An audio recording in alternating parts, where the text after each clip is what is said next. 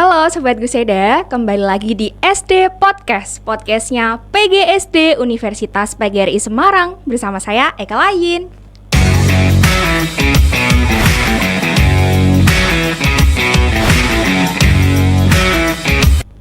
Oke, pada kesempatan episode kali ini saya berkesempatan untuk berbincang langsung bersama dengan seorang narasumber yang luar biasa. Beliau ini merupakan salah satu dosen PGSD di Universitas Pendidikan Ganesha. Langsung saja kita sambut, inilah Dr. I Gede Margunayasa SPD MPD. Halo Pak, selamat pagi. Selamat pagi. Ya, bagaimana kabarnya hari ini? Ya, Astunggare, baik. Astunggare. Ya. Oke, Astunggare itu bahasa dari Bali biasanya Ya. kayak gitu ya Pak? Oke, salah.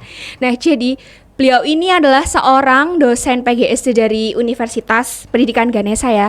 Jadi dari podcast kali ini kita akan membahas mengenai tema media pembelajaran AR berbasis kearifan lokal. Oke Pak, jadi langsung saja mungkin sebelum saya nanya-nanya lebih jauh nih, mungkin Bapak bisa menyapa Sobat Guseda yang ada di luar sana Pak. Oke, halo. Oke, halo semuanya Ya. teman-teman mahasiswa PGSD ya. Iya. Jadi perkenalkan, nama saya Marguna. Jadi tempat bertugas adalah di Prodi PGSD, Fakultas Ilmu Pendidikan, Universitas Pendidikan Ganesha Bali. Ya. Oke, itu tadi kita mungkin bisa beri tepuk tangan dulu ya buat Pak Marguna. Oke, langsung saja kali ya Pak. Saya ingin bertanya, sebenarnya apa sih Pak itu media pembelajaran AR? Apalagi kan berbasis dengan kearifan lokal. Mungkin bisa dijelaskan singkatnya tuh seperti apa Pak medianya? Baik ya, terima kasih ya. Tetapi sebelum masuk ke sana, alangkah bagusnya kita harus menyamakan persepsi kita bersama-sama terlebih dahulu ya, mengenai apa itu pembelajaran, berikutnya apa itu aplikasi AR media, kemudian bagaimana AR sama VR-nya dan kearifan lokal yang akan membantu bagaimana proses itu menyelaraskan terjadi. Yang pertama kita harus pegang dulu konsep pembelajaran. Iya, Pak. Bahwa pembelajaran itu kan interaksi. Iya. Ya, proses interaksi ya. Jadi bagaimana anak-anak kita bisa berinteraksi, siswa dengan siswa lainnya, siswa dengan guru ya, berikutnya siswa dengan lingkungan, dengan sumber belajarnya dan lain sebagainya. Jadi bagaimana nanti interaksi itu kita bisa maksimalkan. Nah, disitulah kita perlu yang kedua namanya media. Jadi media itu kan asal katanya secara sederhana itu kan medium, perantara ya. Jadi bagaimana pesan itu yang dari guru bisa diterima dengan baik oleh anak-anak kita. Tetapi konsepnya menurut saya, media itu harus membantu peserta didik, bukan membantu gurunya. Iya kan, walaupun sebenarnya ya oke lah, jadi anak-anak harus terbantu, gurunya juga harus terbantu kan. Tetapi konsep yang tidak boleh dilanggar itu adalah media itulah membantu peserta didik, bukan gurunya. Nah, itu yang tidak boleh dilanggar. Jadi bagaimana mereka mendapatkan pesan, pesan inilah tujuan pembelajaran. Pak. Nah, itulah dibantu dengan media. Jadi ketika mereka memahami apakah volume A dengan volume B sama atau berbeda. Ya, ketika informasi itu disampaikan oleh gurunya, menurut saya itu tidak bagus. Jadi dengan adanya media, ya kan, kemudian dia bisa putar, ternyata itu sama ya. Konsepnya seperti ini. Sama ya, ternyata volume A dengan volume B. Jadi dia yang membangun konsepnya. Nah, itulah dibantu dengan media. Nah, sekarang baru kita masuk ke AR-nya. Ya, kalau saya sebut ya bahasa Indonesia AR-nya begitu ya.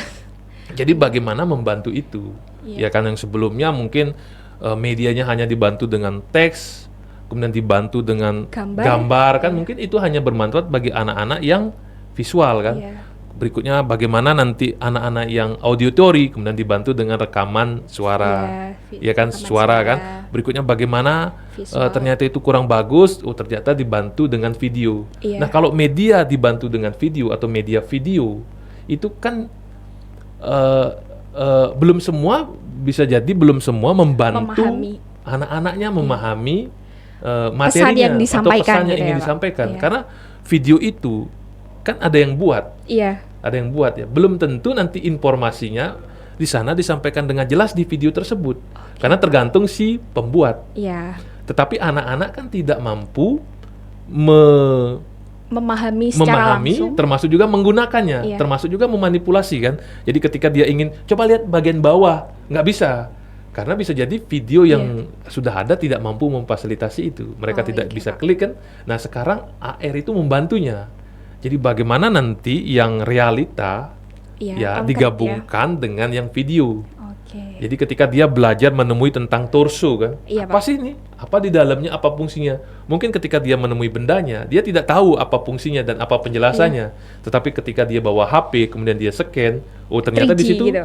ada gambar kan, muncul 3 dimensinya, kemudian dia klik. 1 itu apa, fungsinya apa, 2 itu apa, yang ketiga itu apa. Nah, jadi itulah dia membantu.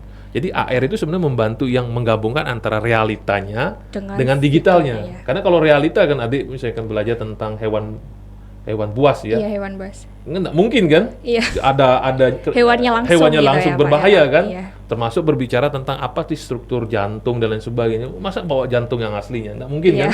Jadi tinggal scan ininya, tinggal di situ ada berbagai informasi ya. Baik berupa audio, kemudian video, termasuk juga dia klik ada informasi, ada manfaat dan sebagainya. Jadi itu yang AR. Iya. Nanti berbeda dengan VR. VR-nya dia adalah, menurut saya adalah dia menggantikan yang realita dengan virtual. Jadi murni yang realita itu diganti dengan yang virtual. Jadi anak itu belajar di dunia maya atau di virtual ataupun di digital. Iya, itu tadi yang disampaikan oleh Pak Marguna. Secara sederhana ya. Iya, Pak.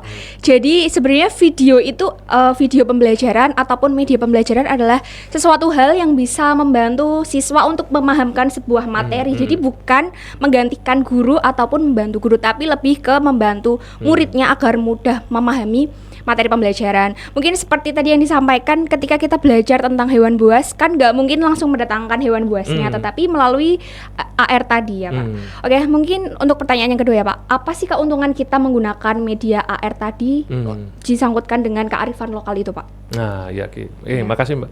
Nah, mengenai kearifan lokalnya saya belum bahas tadi ya, tetapi yang AR-nya dulu kan kalau tadi ya berbicara tentang jantung strukturnya seperti apa, berbicara tentang hewan buas itu berbahaya, apalagi ada nanti kita belajar tentang apa penerbangan pesawat terbang kan atau praktek planet tentang biasanya. Planet yang tidak mungkin kita kesana kan biaya mahal dan itu sangat tidak mungkin, sehingga AR inilah nanti akan membantu ya kan ketika kita belajar tentang itu, belajar tentang hewan. Kemudian di sini ada apa, mohon maaf ya saya ambil contoh ini ya, ada flashcard ya, ada singa di sini ya. Kemudian kita bawa belajar tentang singa ini, kemudian kita bantu scan barcode-nya ya, ada singa di sini, kemudian kita lihat dari kiri ke kanannya seperti apa, kemudian kita klik giginya seperti apa dan berbagai jenis informasi di sana. Itu sangat bagus ya. Menarik apalagi buat anak kecil ya Pak. Bagi anak-anak yang ada video ada itunya pasti akan menarik, dan mungkin setiap saat juga dia akan pegang HP ataupun gadget ya. Karena ya gadget kan orang-orang tuh nggak bisa lepas dari yang namanya gadget ya biasanya. Sehingga ya keuntungannya tuh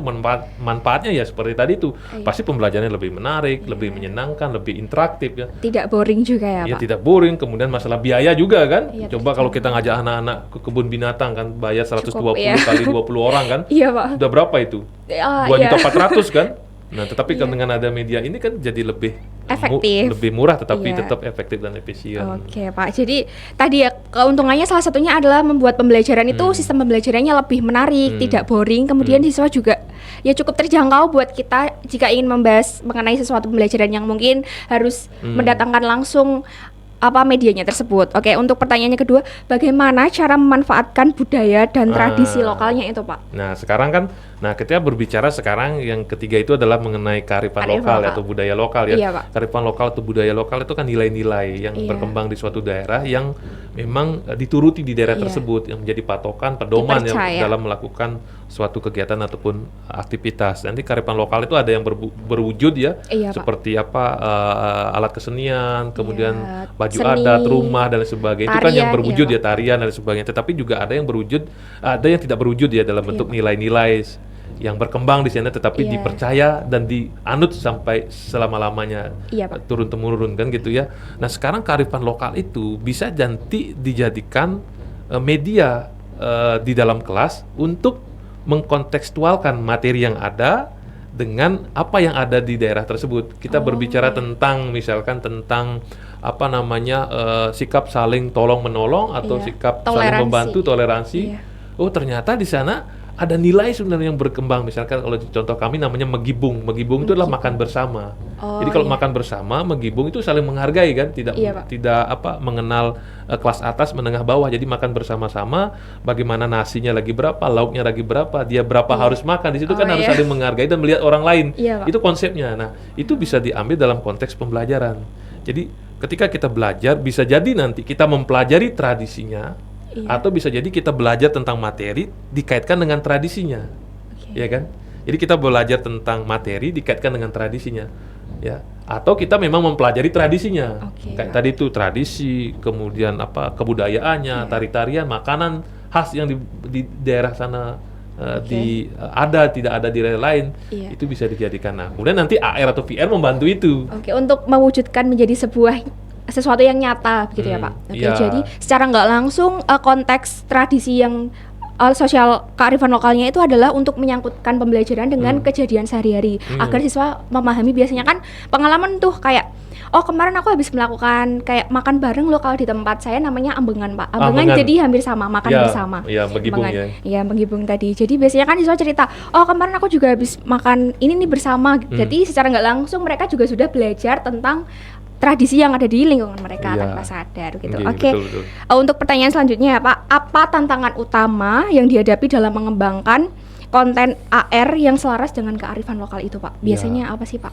Memang tantangan kita dalam mengembangkan itu ya, yang pertama kan informasi mengenai kearifan lokal itu memang agak sulit kadang-kadang kita dapatkan kan. Jadi sulit, jadi kita harus menggali dan mencari berbagai informasi ya untuk mengangkat kearifan lokal yang berlaku di daerah tersebut. Kadang-kadang kan itu tidak tertulis dan tidak ada. Nah, sekarang tugas pertama kita mencari dan mengadakannya dulu. Kita harus mencari sebanyak-banyaknya informasi itu dan kalau memang tidak ada, kita tulis. Kita cari berbagai sumber dan lain sebagainya, kemudian kita tulis. Itu yang pertama. Yang kedua, sekarang bagaimana mengkaitkan dengan materi yang akan diajarkan kan. Jadi kira-kira materi yang mana akan diajarkan dan apa kaitannya dengan kearifan lokal yang ada. Nah, tantangan di situ. Jadi kalau kita tidak mampu mengkaitkan dengan materi kemudian kearifan lokal yang ada, berarti kesulitan yang kedua yang itu kan. Tantangan kita ya mencari atau mengkaitkan antara materi dengan kearifan lokal yang ada di daerah tersebut. Tantangan yang kedua kan. Tantangan ketiga baru nanti bagaimana kita bisa memfasilitasi kan kearifan lokal itu masuk ke pembelajaran, kemudian dibantu dengan AR ataupun VR.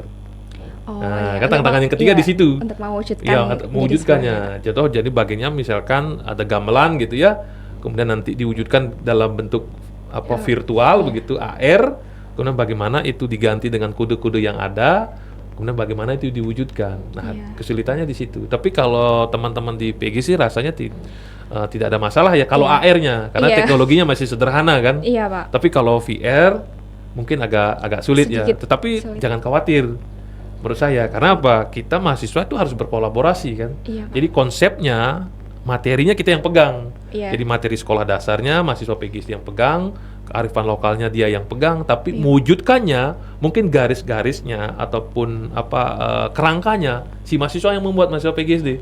Tapi ketika mewujudkannya boleh dia, dan kalau memang tidak bisa dibantu oleh mahasiswa yang lain, misalkan dari prodi PTI, dari prodi yang lain gitu. Karena di situ kan kita bisa wujudkan bersama-sama. Berarti intinya adalah kolaborasi. Iya, kolaborasi. Maka poin penting dari pembelajaran saat ini kan berkolaborasi. Nah, ini pertanyaan dari saya sendiri ya Pak, titipan.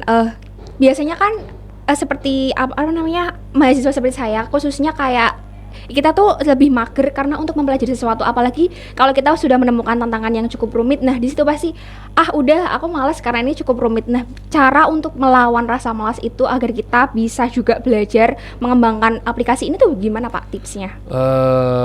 Kalau menurut kita itu atau menurut saya, tantangan terberat itu bukan orang lain, tantangan terberat itu diri sendiri. Mau nggak sebenarnya, mau nggak belajar? Menurut saya tuh sekarang tuh tidak ada yang tidak bisa dikerjakan.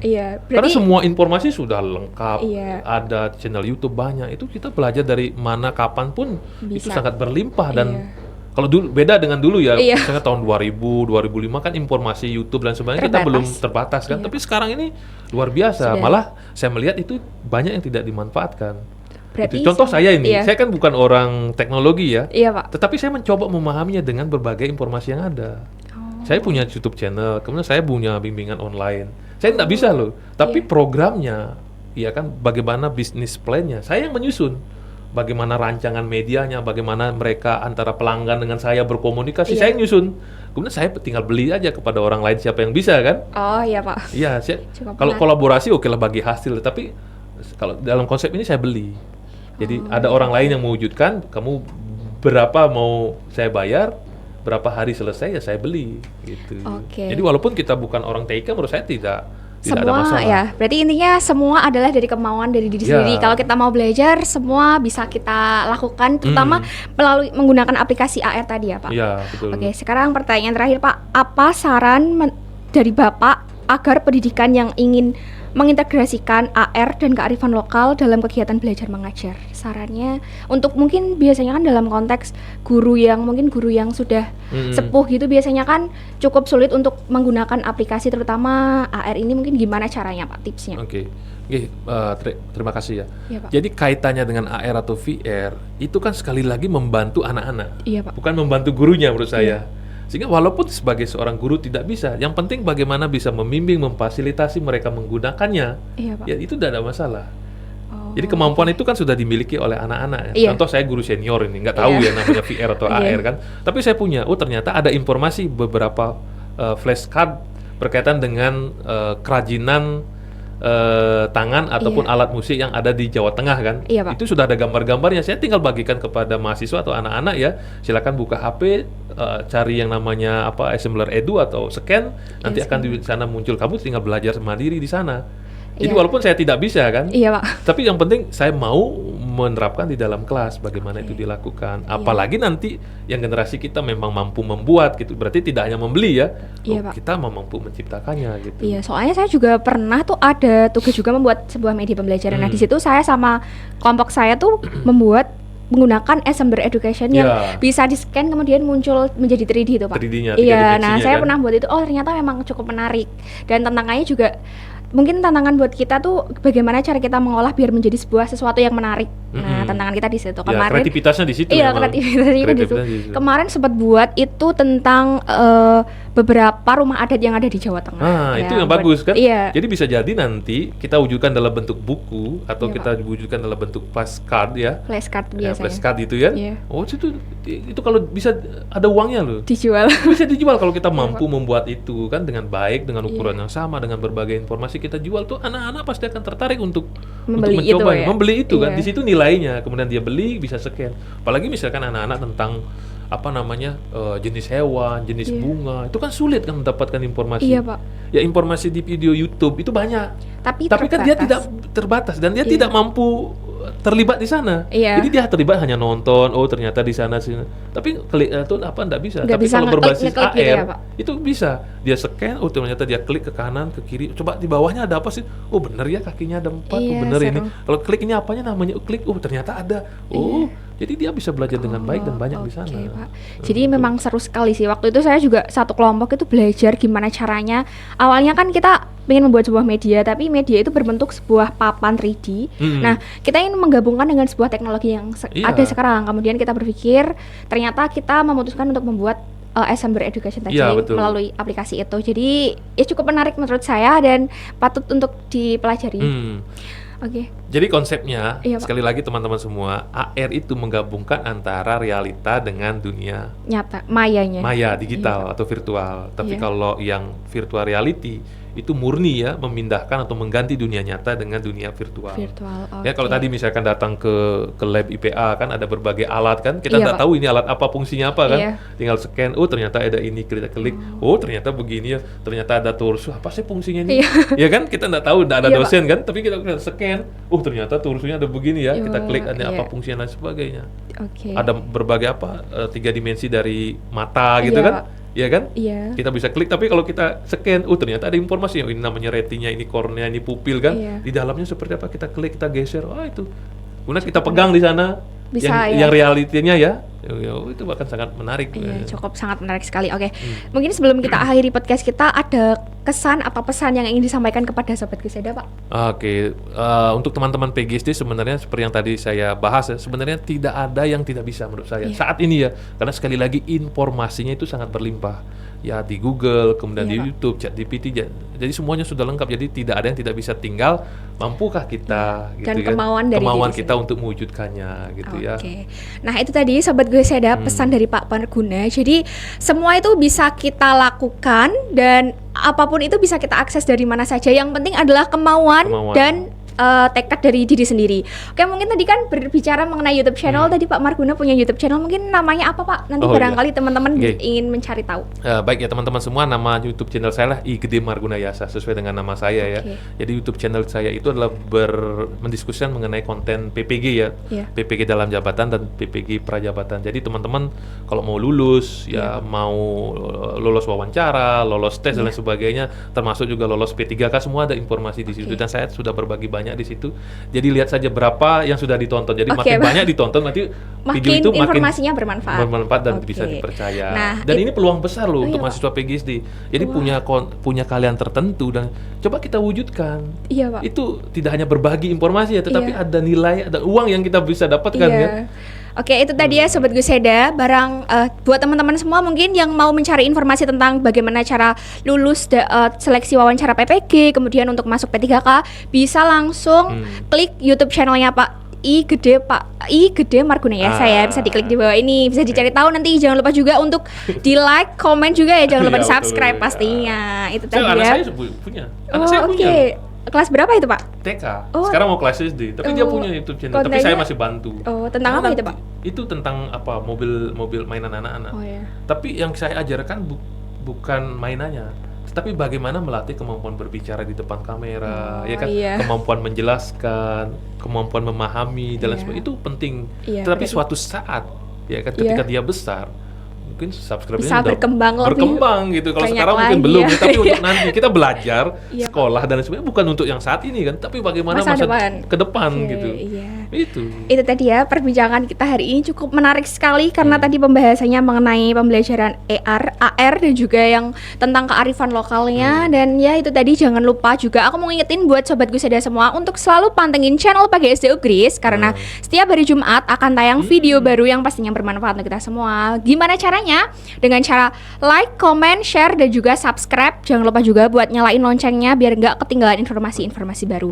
Nah, oke Pak, cukup sekian podcast hari ini dan terima kasih untuk ilmu dan kesan-pesan yang disampaikan. Ceritanya sangat luar biasa sekali. Oke, sekian podcast kali ini. Bye-bye. Sampai ketemu ya nanti.